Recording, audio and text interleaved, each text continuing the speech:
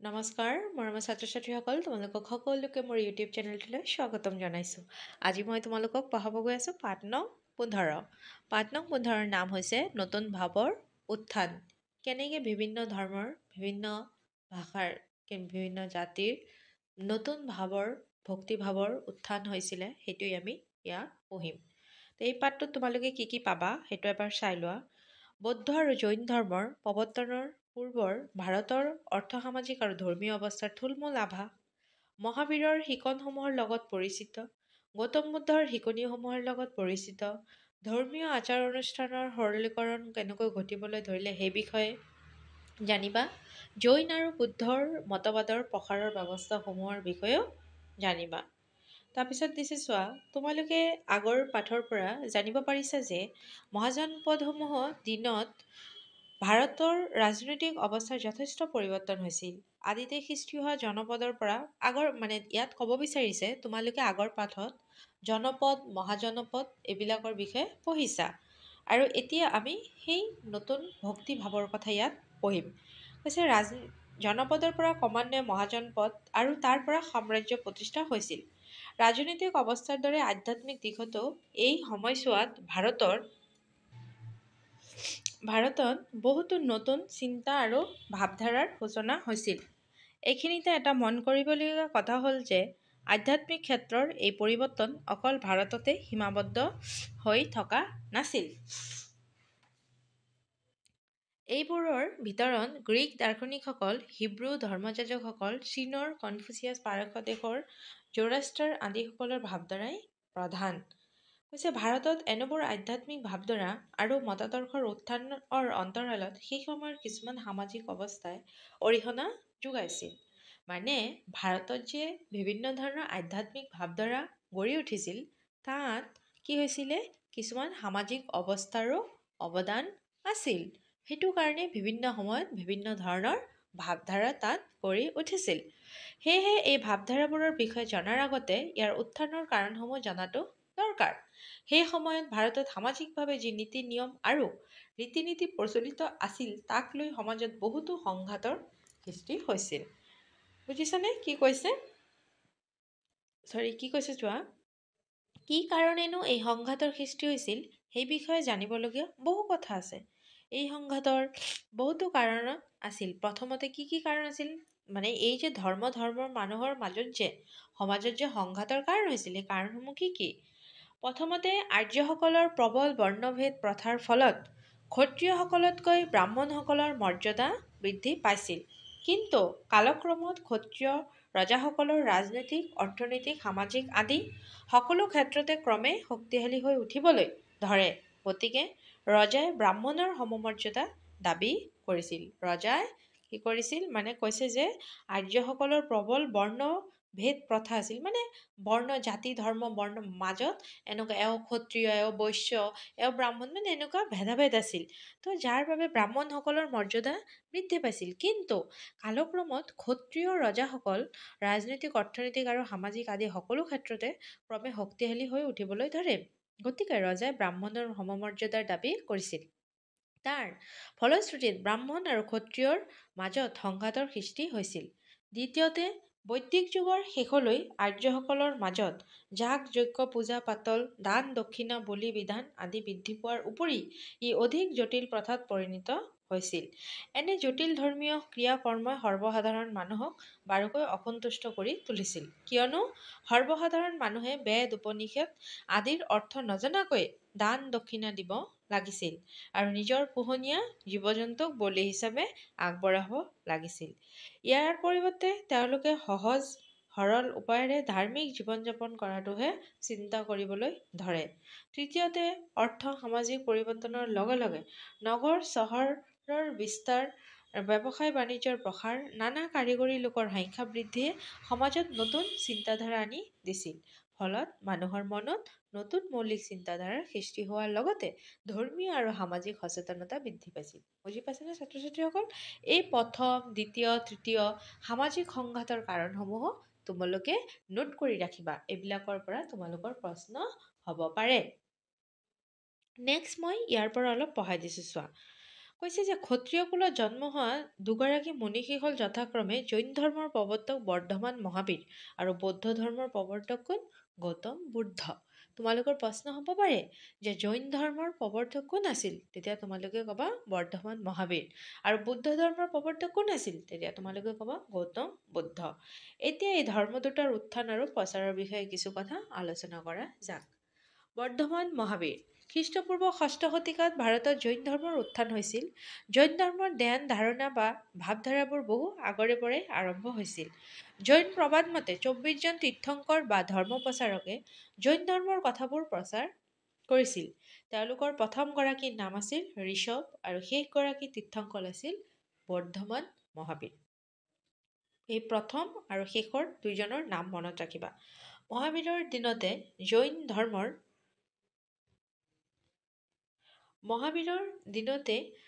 জৈন ধ্যান ধাৰণাই ব্যাপক প্ৰচাৰ লাভ কৰে। সেয়েহে বৰ্ধমান মহাবীৰকে জৈন ধৰ্মৰ প্ৰধান প্ৰৱৰ্তক বুলি জনা যায়। তেওঁৰ অনুগামীসকল জৈন ধৰ্ম বুলি কোৱা হয়। বৰ্ধমান মহাবীৰ কন্দপুৰ নামৰ ঠাইৰ ক্ষত্ৰিয় গোষ্ঠীৰ দলপতি এজনৰ পুত্ৰ আছিল। এতিয়া তোমালোকৰ প্ৰশ্ন হ'ব পাৰে যে মহাবীৰ বৰ্ধমানৰ জন্ম ক'ত হৈছিল? তেতিয়া তোমালোকে ক'বা কন্দপুৰত। কন্দপুৰ যি সংঘৰ ৰাজ্য লিচ্ছবীৰ অন্তৰ্গত ক্ষত্ৰিয় ৰাজকুমাৰ হ'লেও মহাবীৰ সংসাৰৰ মায়া মোহবোৰ ভাল পোৱা নাছিল। সেয়েহে ৩০ বছৰ বয়সতে ঘৰৰ পৰা ওলাই গৈ সন্ন্যাসী জীৱন যাপন কৰিছিল। সুদীৰ্ঘ ১২ বছৰ কাল তেওঁ কঠোৰ তপস্যাত নিমগ্ন হৈছিল। তপস্যাৰ অন্তত তেওঁ কৈবল্য বা আত্মজ্ঞান লাভ কৰে। তেতিয়াৰ পৰা তেওঁ সৰ্বজ্ঞ আৰু জিতেন্দ্ৰিয় হিচাপে জ্ঞাত হৈছিল। ইন্দ্ৰিয় জয় কৰিছিল কাৰণে তেওঁ জিন উপাধি পাইছিল। সুদীৰ্ঘ ৩০ বছৰ কাল কৌশল, মগধ, মিথিলা, বিদেশ, অংগ আদি বিভিন্ন ঠাইত জৈন ধৰ্ম প্ৰচাৰ কৰি ৭২ বছৰ বয়সত তেওঁ ইহলীলা সম্বৰণ কৰে। এতিয়া আহিল নেক্সট জৈন মতবাদ। জৈন ধৰ্মৰ মূল উপদেশবোৰ ৫টা নীতি শিক্ষাৰ ওপৰত ভিত্তি কৰি নিৰ্ধাৰণ কৰা হৈছিল। এই নীতি শিক্ষা কেইটা হৈছে যথাক্ৰমে অহিংসা, সত্যবাদিতা, চুৰি নকৰা, ত্যাগ আৰু ব্ৰহ্মচৰ্য। মহাবীৰে সংসাৰৰ সমস্ত মায়া মোহ ত্যাগ কৰি দিগম্বৰ হৈ জীৱন যাপন কৰাত জোৰ দিছিল। তেওঁৰ মতে এক সন্ন্যাসী জীৱনৰ মাজেদিহে আত্মাৰ পবিত্ৰতাক ৰক্ষা কৰিব পাৰি। এইটো জৈনসকলৰ মতবাদ। বুজিছানে? জৈনসকলৰ শিক্ষাৰ নীতি আছিল কেইটা? অহিংসা, সত্যবিদ্যা, চুৰি নকৰা, ত্যাগ কৰা আৰু ব্ৰহ্মচৰ্য। ৫টা নীতি। নেক্সট কি কৈছে চোৱা। তেওঁৰ মতে এক সন্ন্যাসী জীৱনৰ মাজেদিহে আত্মাৰ পবিত্ৰতাক ৰক্ষা কৰিব পাৰি। এক সহজ সৰল আৰু সত্যৰ মাজেদি চলা জীৱন যাত্ৰা প্ৰণালীয়ে আত্মাৰ পবিত্ৰতাক সুনিশ্চিত কৰে। সৎ কৰ্ম, সৎ জ্ঞান আৰু সৎ ব্যৱহাৰ এই ৩টা নীতি মানি চলিলে আত্মাই পুনৰ্জন্মৰ কষ্টৰ পৰা ৰেহাই পায়। জৈন ধৰ্মই পুনৰ্জন্ম আৰু কৰ্মফল বিশ্বাস কৰে। জৈন ধৰ্ম মতে অহিংসাই মানৱ জীৱনৰ মূল নীতি। যাগযজ্ঞ, জাতিভেদ আৰু বলি-বিধান এই ধৰ্মত নিষিদ্ধ। সেয়েহে জীৱ হিংসা বা প্ৰাণীৰ নিৰ্দয়ন কাৰ্য জৈন ধৰ্মীয়সকলৰ পৰিপন্থী। সীমিত সম্পত্তি আৰু মিতব্যয়ী জীৱন নিৰ্বাহত জৈন ধৰ্মই গুৰুত্ব দিয়ে।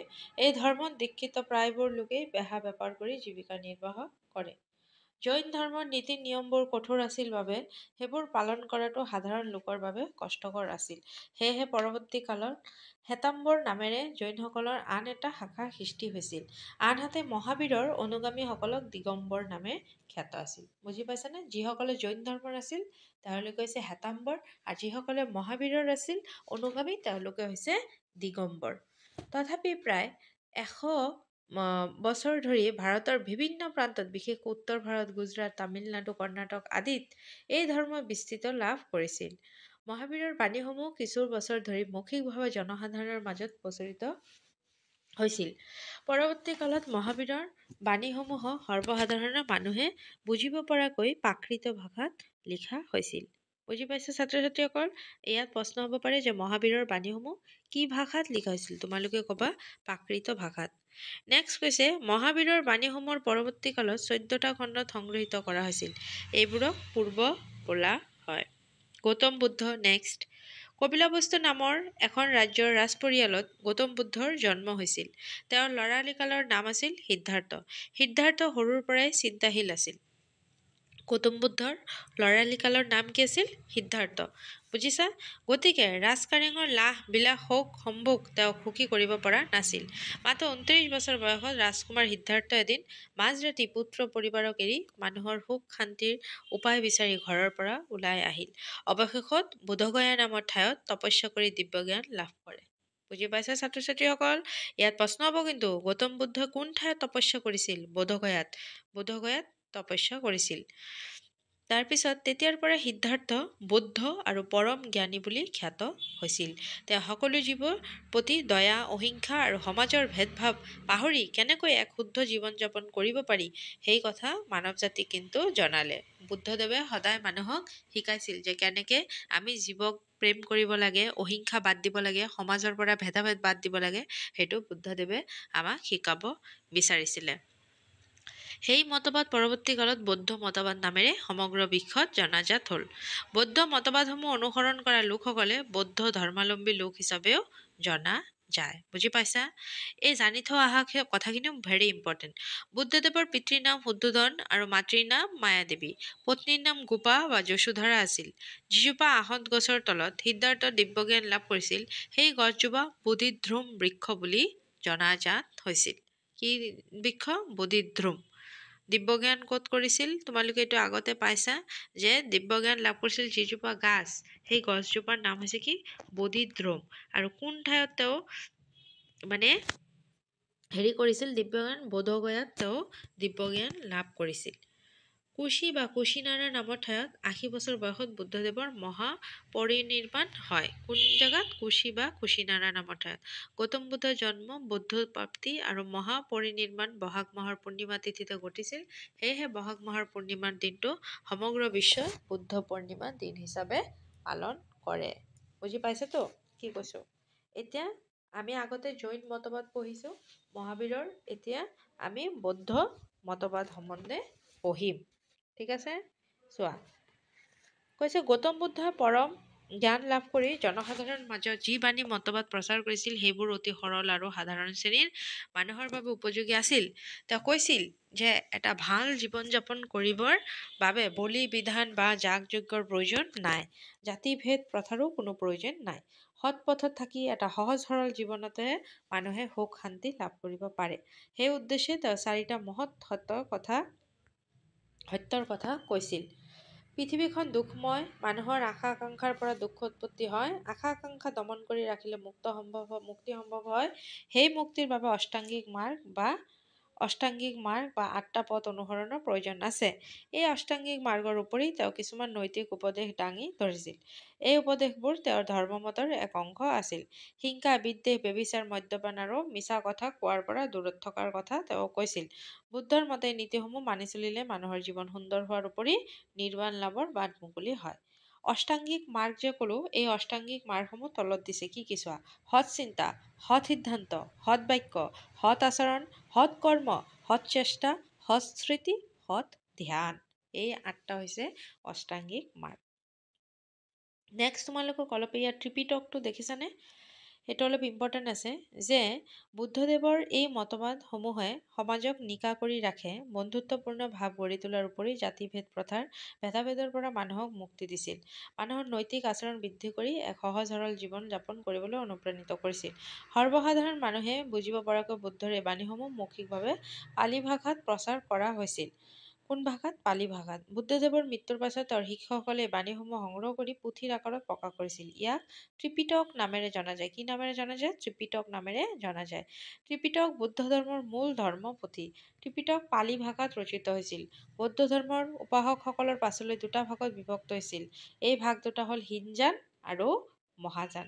দেই, এইবিলাক কিন্তু ভেৰি ইম্পৰ্টেণ্ট। তোমালোকে ইয়াৰ পৰা বিভিন্ন ধৰণৰ শিক্ষকসকলে প্ৰশ্ন দিব পাৰে, ভিতৰুৱা প্ৰশ্ন দিব পাৰে, সেইকাৰণে তোমালোকে এইবিলাক চাবা আৰু পৰৱৰ্তী কালতো তোমালোকৰ এই বস্তুসমূহ লাগিব। বুজি পাইছা? নেক্সট, বুদ্ধ ধৰ্মৰ প্ৰচাৰ। ইয়াৰ পৰা কিন্তু তোমালোকে প্ৰশ্নবোৰ নোট কৰি ল'বা যে বুদ্ধদেৱৰ বাণীসমূহ কি ভাষাত প্ৰচাৰ কৰা হৈছিল? পালি ভাষাত। তাৰপিছত বুদ্ধদেৱৰ বাণীসমূহ য'ত সংগ্ৰহ কৰা হৈছিল তাৰ পুথিটোক কি বুলি কোৱা হয়? ত্ৰিপিটক নামেৰে জনা যায়, বা বুদ্ধসকলৰ ধৰ্ম গ্ৰন্থখনৰ নাম কি? ত্ৰিপিটক। এনেকৈ প্ৰশ্ন বনাই লিখি ৰাখিবা। বুদ্ধদেৱে তেওঁৰ মতবাদসমূহ প্ৰথমে বাৰাণসীৰ ওচৰৰ সাৰনাথত প্ৰচাৰ কৰে। সাৰনাথত পোনপ্ৰথমে তেওঁৰ মতবাদসমূহ 5জন লোকক শুনাইছিল। পাছলৈ বুদ্ধদেৱে ভাৰতৰ বিভিন্ন ঠাইলৈ গৈ তেওঁৰ মতবাদসমূহ মানুহৰ মাজত বিলাইছিল। ধৰ্মৰ কথা বা মতবাদসমূহ প্ৰচাৰ কৰিবলৈ বৌদ্ধ সংঘ আৰু বৌদ্ধ বিহাৰ প্ৰতিষ্ঠা কৰিছিল। তেওঁৰ মতবাদত দীক্ষিত হ'বলৈ এটা সহজ উপায় দিয়া হৈছিল। সেয়াই হ'ল 3টা মন্ত্ৰৰ উচ্চাৰণ। মন্ত্ৰকেইটা হ'ল বুদ্ধং শৰণং গচ্ছামি, সংঘং শৰণম গচ্ছামি আৰু ধৰ্মং শৰণম গচ্ছামি। এই 3টা মন্ত্ৰ মুক্তকণ্ঠে উচ্চাৰণ কৰি যিকোনো মানুহে বুদ্ধৰ অনুগামী হ'ব পাৰে। বুদ্ধ সংঘবোৰত বুদ্ধৰ বাণীসমূহ চৰ্চা কৰাৰ লগতে অন্য শৈক্ষিক সংস্কৃতি বিকাশৰ দিশসমূহ আলোচনা কৰা হৈছিল। কৈছে বুদ্ধ ভিক্ষু ভিক্ষুণীসকলে বিভিন্ন প্ৰান্তলৈ গৈ এই বাণীসমূহ প্ৰচাৰ কৰিছিল। অৱশ্যে বাৰিষা কালত প্ৰচাৰৰ অভিযানত বাধা জন্মৰ বাবে তেওঁলোকে পাহাৰৰ দাঁতিত নিৰ্জন ঠাইত গৃহ নিৰ্মাণ কৰি ইয়াৰ চৰ্চা কৰিছিল। এইবোৰক বুদ্ধ বিহাৰ বোলা হয়। কি বোলা হয়? বুদ্ধ বিহাৰ বোলা হয়। এইবোৰলৈ দেশ বিদেশৰ বহুতো লোকৰ আগমন ঘটিছিল। পাছলৈ পাহাৰৰ গুহা কাটি স্থায়ীভাৱে এইবোৰ নিৰ্মাণ কৰা হৈছিল। এই বৌদ্ধ বিহাৰবোৰ শেষলৈ একোখন ডাঙৰ ডাঙৰ শিক্ষানুষ্ঠানত পৰিণত হৈছিল। উদাহৰণস্বৰূপে নালন্দা, তক্ষশিলা, বিক্ৰমশিলা, উদন্তপুৰ এইবিলাক কিন্তু বিশ্ববিদ্যালয়। এইবিলাক পিছত বিশ্ববিদ্যালয়লৈ ৰূপান্তৰিত হৈছিল। বুজি পাইছাতো ছাত্ৰ ছাত্ৰীসকল? মই তোমালোক ইমানখিনি পঢ়াই দিলোঁ আৰু তোমালোকৰ প্ৰশ্ন উত্তৰখিনি দি দিছোঁ। ইয়াৰ পৰা মনত ৰাখিবলগীয়া কথাখিনি তোমালোকে নিজে পঢ়ি ল'বা ধুনীয়াকৈ। পাঠত যিখিনি পঢ়াইছোঁ সেইখিনি কথাৰ পৰাই মূল কথা কিছুমান ইয়াত দিছে আৰু মই প্ৰশ্নৰ উত্তৰখিনি তোমালোকক দি দিম। তোমালোকে ধুনীয়াকৈ নিজৰ বহীত লিখি ল'বা। আৰু ভিডিঅ'সমূহ যদি ভাল লাগে আগৰো প্লে'লিষ্টত গৈ তোমালোকৰ বেলেগ পাঠৰো ভিডিঅ'সমূহ পাবা, সেইসমূহ চাই ল'বা। যদি তোমালোকৰ ভিডিঅ'টো চাই ভাল লাগে তেতিয়াহ'লে লাইক, শ্বেয়াৰ আৰু ছাবস্ক্ৰাইব কৰি দিবা দেই। সকলোৱে ভালে থাকিবা, সুস্থ থাকিবা এইটোৱে কামনা কৰিলোঁ। সকলোৱে মোৰ ভিডিঅ'টো চোৱাৰ বাবে সকলোকে ধন্যবাদ। Thank U.